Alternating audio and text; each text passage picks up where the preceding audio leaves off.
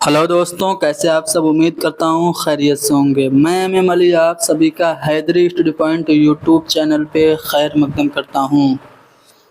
आज की अपनी इस क्लास में हम उर्दू अदब की तहरीकें डिस्कस करेंगे। ये पॉइंट यूपी टीजीटी और एलटी ग्रेड के लिए बहुत ही ज़्यादा अहम है। सबसे पहले ये जो हेडिंग है, एक किताब का नाम है जो कि अक्सर पूछ ली जाती है, उर्दू अदब की तहरीकें। ये किताब किसकी है? पिछली क्लास में हमने आपको बताया है। अगर आप लोगों को याद हो तो कमेंट में लिखिएगा कि उर्दू अदब की तहरीकें ये किसकी किताब है। अब आते हैं उर्दू अदब की जो तहरीकें हैं। आज की अपनी इस क्लास में हम इहाम गोई के बारे में थोड़ा सा डिस्कस करेंगे, और इस्लाही ज़बान की तहरीक और रोमानवी तहरीक और अलीगढ़ तहरीक और तरक्की पसंद तहरीक को हम अलग से एक क्लास में तफसील से जानेंगे। उर्दू की जो पहली तहरीक है वो कौन है? इहाम गोई की तहरीक उर्दू की पहली तहरीक है। उर्दू में इहाम गोई का रिवाज किस ज़बान से आया? तो हिंदी ज़बान के ज़ेर असर उर्दू में इहाम गोई का रिवाज शुरू हुआ। उर्दू में इहाम गोई का रिवाज सबसे ज़्यादा किस ज़माने में था? तो मोहम्मद शाही ज़माने में था। इहाम गो के कौन कौन से शायर हैं ये पूछा जाता है। तो नामवर शुरा में आरज़ू हैं, आबरू, शाकिर नाजी, यकरंग और मजमून। ठीक है, ये हैं। इनके असली नाम या फिर पूरा नाम पूछ लिए जाते हैं, तो आप लोगों को याद रखना है। बताइए, मजमून का असली नाम क्या था? शेख शरफुद्दीन इनका असली नाम था। यकरंग का असली नाम क्या है? मुस्तफ़ा ख़ान यकरंग का असली नाम है। मोहम्मद शाकिर ये नाजी का पूरा नाम है, शाकिर नाजी का। आबरू का पूरा नाम नजमुद्दीन है, और उर्फियत इनकी शाह मुबारक है, और तखल्लुस आबरू है। ठीक है, उर्फियत अलग है और असली नाम अलग है, याद रखिएगा। उर्फियत आबरू की पूछ लेता है तो कुछ लोग उनका असली नाम क्या है ये बता देते हैं। तो असली नाम नजमुद्दीन है, उर्फियत शाह मुबारक है, और तखल्लुस आबरू है। ठीक है, और आरज़ू का जो नाम है वो क्या है? ख़ान आरज़ू है। ख़ान आरज़ू शेख सिराजुद्दीन अली, ये इनका पूरा नाम है, शेख सिराजुद्दीन अली। ठीक है, तो ये आपको याद रखना है, इनके असली नाम पूछे जाते हैं।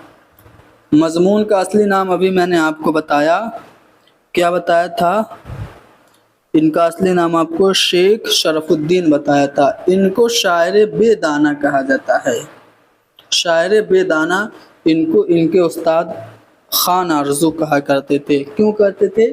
क्योंकि मजमून के सारे दांत गिर गए थे और इनके दांत नहीं थे, इसलिए इनको मज़ाहन मजाक में मजमून को शायर बेदाना कहते थे।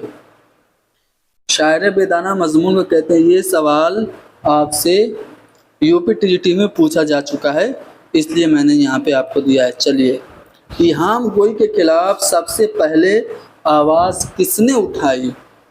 ये सारे इम्तिहानात में पूछे गए सवाल हैं।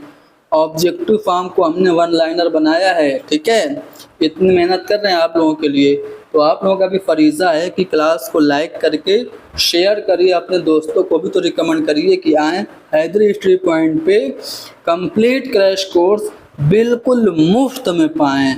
PDF भी बिल्कुल फ्री टेलीग्राम पे मिल जाती है।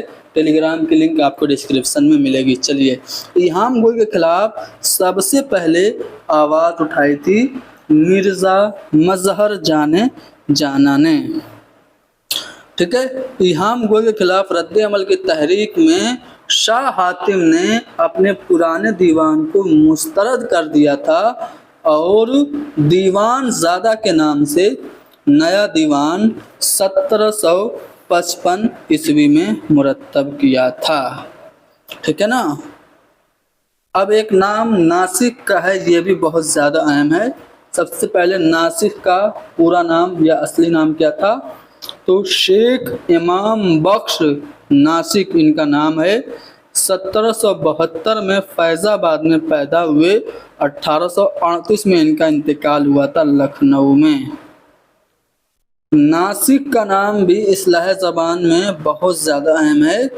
انہوں نے بہت ساری اصلاح کی اور انہوں نے ہی اردو کو اردو کا نام دیا۔ ان سے پہلے اردو کو ریختہ، ہندوی، ہندوستانی، دہلوی، اردو معلی، دکنی جیسے ناموں سے جانا جاتا تھا، لیکن انہوں نے یہ اصول طے کیا کہ اردو کا نام صرف اردو ہوگا، باقی نام جو ہوں گے وہ متروک ہو جائیں گے، چھوڑ دیے جائیں گے، صرف اردو کا نام ہوگا۔ دیکھیے، جہاں تک مجھے یاد آ رہا ہے، میں نے کسی ایک کلاس میں آپ کو اردو کا نام مصحفی نے اردو رکھا تھا ایسا بتا دیا ہے، تو آپ اسے صحیح کر لیجئے گا، ٹھیک ہے؟ کیونکہ انسان خطا کا پتلا ہے، شاید اس وقت میں مصحفی اور ناسک میں کنفیوز ہو گیا تھا۔ تو شیخ امام بخش ناسک، ان کے لیے ایک لفظ استعمال ہوتا ہے ادبی ڈکٹیٹر، یعنی یہ ایک ادبی ڈکٹیٹر کی حیثیت سے جانے جاتے ہیں۔ تنقید نگاروں نے ان کو ادبی ڈکٹیٹر اس لیے کہا کہ جو یہ رول بناتے تھے اس کو خود فالو کرتے تھے، اپنے شاگردوں سے بھی سختی سے اس پر عمل کرواتے تھے، تو اسی لیے ناسک کو ادبی ڈکٹیٹر کہا گیا۔ لکھنؤ کے ایک بادشاہ تھے غازی الدین حیدر، انہوں نے ناسک کو ملک الشعراء کا خطاب دینا چاہا اور اپنے دربار سے وابستہ کرنا چاہا، لیکن ناسک نے منع کر دیا، کہا کہ اتنے چھوٹے سے شاعر کا ہم خطاب لے کر اس سے ہم ملک الشعراء کا خطاب لے کر کیا کریں گے، بے عزتی ہو جائے گی۔ تو ملک الشعراء کا خطاب انہوں نے غازی الدین حیدر کا ٹھکرا دیا تھا۔ دیکھیے، اردو ادب کی جو تحریکیں ہیں ان کی ایک ترتیب پوچھ لی جاتی ہے کہ پہلے علی گڑھ ہے کہ رومانوی تحریک ہے کہ ترقی پسند تحریک ہے، ایک ترتیب میں بتائیے۔ تو جتنے بھی اردو ادب کی اہم تحریکیں ہیں ان کو میں نے ایک ترتیب میں لکھا ہے، آپ یاد کر لیجئے۔ سب سے پہلے ایہام گوئی کی تحریک، پھر ایہام گوئی سے جب لوگ تھک گئے، اس سے بہت زیادہ مہمل باتیں اور وہم میں ڈالا گیا لوگوں کو، تو پھر اصلاح زبان کی تحریک مرزا مظہر جان جناح نے چلائی۔ اس کے بعد علی گڑھ تحریک، پہلی منظم باقاعدہ طریقے سے جو تحریک ہے وہ علی گڑھ تحریک ہے۔ اس کے بارے میں ہم تفصیل سے اگلی کلاس میں یا پھر جب سر سید کے بارے میں پڑھیں گے تب پڑھیں گے، ٹھیک ہے؟ رومانوی تحریک، علی گڑھ تحریک کے بعد رومانوی تحریک ہے، یاد رکھیے گا۔ جب بھی آپ سے ترتیب پوچھے تو علی گڑھ تحریک کو پہلے اور رومانوی تحریک کو بعد میں رکھیے گا، ترقی پسند تحریک اس کے بعد حلقہ ارباب ذوق، پھر جدیدیت، اس کے بعد ما بعد جدیدیت، ٹھیک ہے؟ اس طرح سے رکھیے گا۔ علی گڑھ تحریک کے بارے میں کچھ پوائنٹ بتا دیتے ہیں، پھر ہم رومانوی تحریک کے بارے میں اچھے سے ڈسکس کریں گے۔ علی گڑھ تحریک نے کیا کیا؟ ادب کو زندگی اور سماج کا ترجمان بنایا۔ کوشچن آتا ہے کہ اردو کی کس ادبی تحریک نے ادب کو زندگی اور سماج کا ترجمان بنایا؟ ترقی پسند تحریک، رومانوی تحریک، علی گڑھ تحریک یا پھر اصلاح زبان کی تحریک؟ تو آپ کا جواب ہوگا علی گڑھ تحریک۔ علی گڑھ تحریک کی بنیاد اقلیت پر مبنی تھی، یعنی کہ آپ سوچ سمجھ کے عقل سے کام لیں گے، ادھر ادھر کی باتیں، حسن و عشق کی جو فرسودہ روایات چلتی آ رہی ہیں اردو ادب میں ان کو ہمیں ترک کرنا ہے۔ علی گڑھ تحریک کے زیر اثر ادب کو مقصدیت کے لیے استعمال کیا گیا تھا، ٹھیک ہے؟ اور اصلاحی ناولوں کا سلسلہ علی گڑھ تحریک کے زیر اثر شروع ہوا تھا۔ اصلاحی ناول کنہوں نے لکھا؟ یاد کریے، اردو کے پہلے ناول نگار ڈپٹی نذیر احمد، میرۃ العروس جو انہوں نے لکھا تھا وہ اصلاحی ناول تھا۔ اس کے علاوہ توبۃ النصوح، بنات الناش، ابن الوقت جیسے اہم ناول جو ہیں اصلاحی ناول ہیں۔ تو یہ جو ڈپٹی نذیر احمد تھے یہ علی گڑھ تحریک سے وابستہ تھے، یا پھر یوں کہ یہ سر سید کے رفیق تھے۔ تو اصلاحی ناولوں کا سلسلہ یہیں سے شروع ہوا۔ مقصدیت کی بات مقدمہ شعر و شاعری میں حالی نے کہی تھی کہ ادب با مقصد ہونا چاہیے، ٹھیک ہے۔ اور انہوں نے تخیل، مطالعہ کائنات اور تفوس الفاظ، یہ تین چیز کو حالی نے شاعری کے لیے لازمی قرار دیا تھا۔ اور شعر کی خوبی بھی انہوں نے تین بتائی تھی کہ جوش ہو، اصلیت ہو اور سادگی ہو۔ سادگی، جوش اور اصلیت، یہ تین خوبی ہونی چاہیے شاعری کی۔ یہ علی گڑھ تحریک کے ہی ایک فرد یا پھر سر سید کے ہی ایک رفیق حالی نے کہی تھی۔ اب یہ جو علی گڑھ تحریک اقلیت، منطقیت، مقصدیت پہ بہت زیادہ زور دے رہا تھا، اسی کے رد عمل میں شروع ہوئی رومانوی تحریک۔ تو علی گڑھ تحریک کے رسپانس میں رومانوی تحریک شروع کی گئی۔ اردو ادب میں رومانوی تحریک سر سید یا پھر علی گڑھ تحریک کی منطقیت، اقلیت پسندی کے رد عمل میں وجود میں آئی۔ رومانوی تحریک کے زیر اثر ادب میں اقلیت سے زیادہ جذباتیت پر زور دیا گیا۔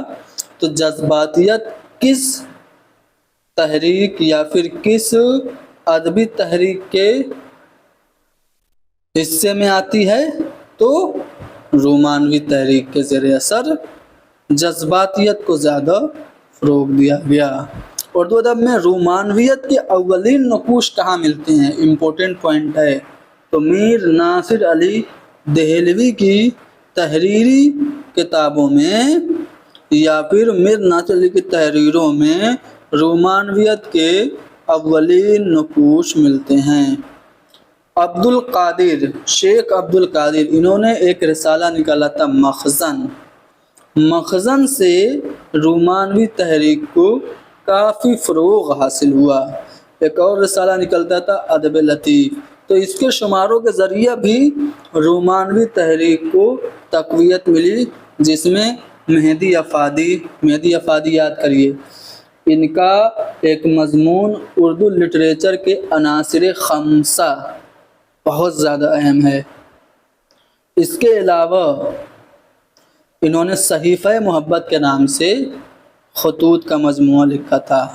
سجاد حیدر یلدرم، یہ روسی ناول کا ترجمہ انہوں نے بہت کیا۔ نیاز فتح پوری رومانوی شاعر ہیں، رومانوی ادیب ہیں، ٹھیک ہے۔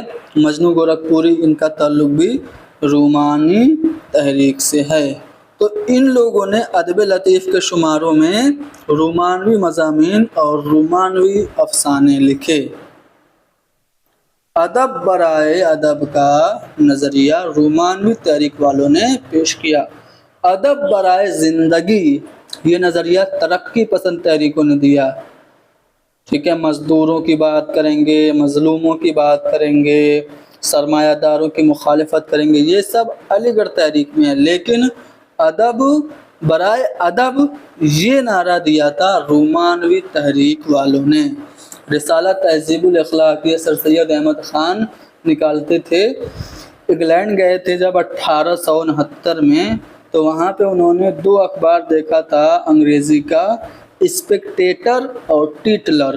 اسی کے طرز پہ انہوں نے رسالہ تہذیب الاخلاق نکالا تھا تاکہ قوم کی اصلاح کی جائے۔ چونکہ یہ علی گڑھ تحریک سے وابستہ تھی اور علی گڑھ تحریک کے ہی رد عمل میں رومانوی تحریک شروع ہوئی تھی، تو تہذیب الاخلاق کے رد عمل میں میر ناصر علی نے 13ویں صدی کے نام سے اور صدائے عام کے نام سے رسالے نکالے۔ رومانوی تحریک کا مسئلہ اول اسے کہتے ہیں میر ناصر علی کو کہا جاتا ہے۔ نثری اسلوب میں خطیب کا لہجہ، فاتح کی یلغار، رومانیت کا خروش، یہ سب کس رومانوی ادیب کے یہاں ملتا ہے؟ اگر یہ آپ سے پوچھے تو آپ کا جواب ہوگا مولانا ابوالکلام آزاد کے بارے میں. ٹھیک ہے. مولانا ابوالکلام آزاد کی نثر کے بارے میں، ان کے نثری اسلوب میں ہمیں خطیب کا لہجہ، فاتح کی ہلگار، رومانیت کا خروش وغیرہ ملتا ہے. اب دیکھیے، میں چاہتا ہوں کہ تھوڑا سا آپ کو ان کے بارے میں بتا دوں.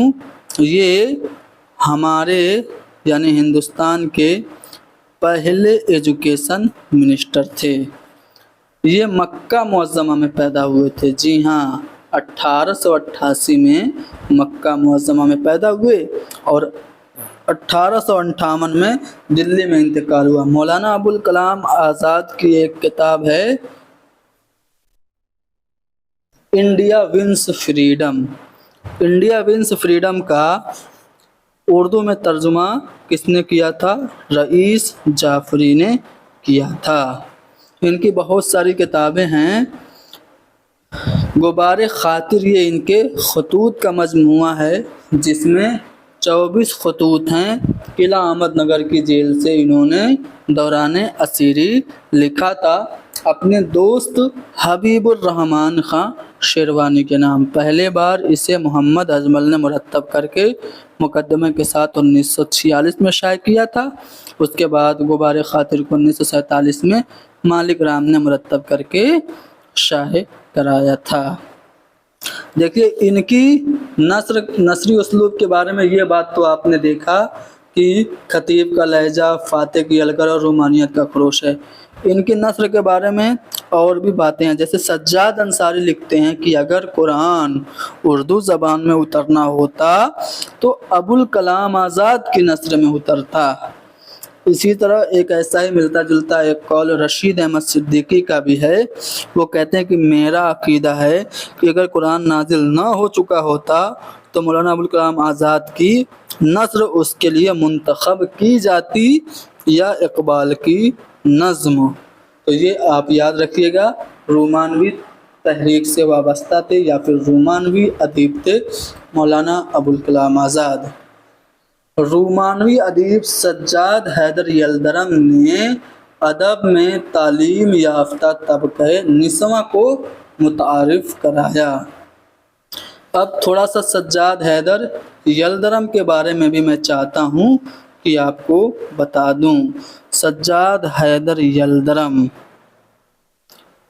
بجنور میں 1880 میں پیدا ہوئے اور 1943 میں سجاد حیدر یلدرم کا انتقال لکھنؤ میں ہوا تھا. انہوں نے ترکی کی اہم ناولوں کا انہوں نے کیا کیا؟ ترجمہ کیا تھا اردو میں. ٹھیک ہے. اور خیالستان یہ ان کی اہم کتاب ہے. چلو، اردو میں رومانوی افسانوں کا آغاز کس نے کیا تھا؟ سجاد حیدر یلدرم نے کیا تھا. ٹھیک ہے. خیالستان میں آپ کو ان کے رومانوی افسانے دیکھنے کو ملتے ہیں. رومانوی ادیب نیاز فتح پوری تھے. ٹھیک ہے. یہ بھی ایک رومانوی ادیب تھے اور یہ رسالہ نگار نکالتے تھے. اکثر پوچھا جاتا ہے کہ رسالہ نگار کون نکالتے تھے؟ تو یہ نکالتے تھے نیاز فتح پوری.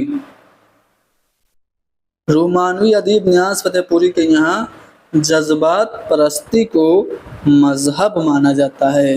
اختر شیرانی کو رومانی شاعر یا پھر شاعر رومان کہا جاتا ہے.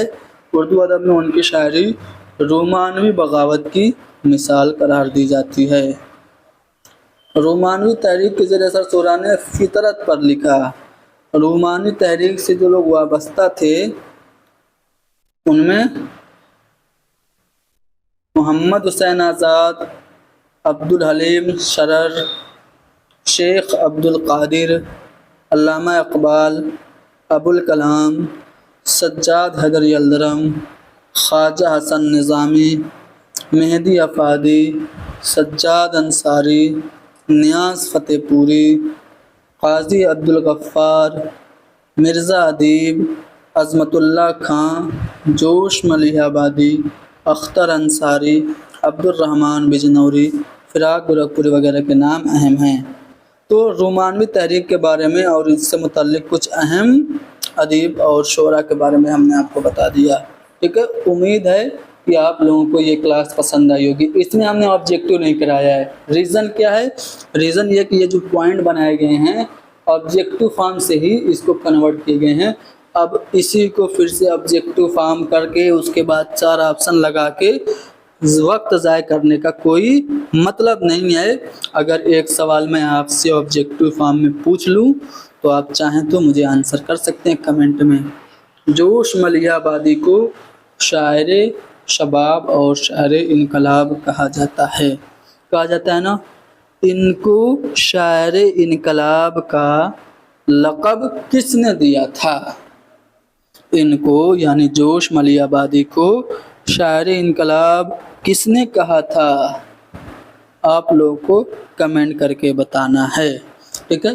کلاس کیسی لگی؟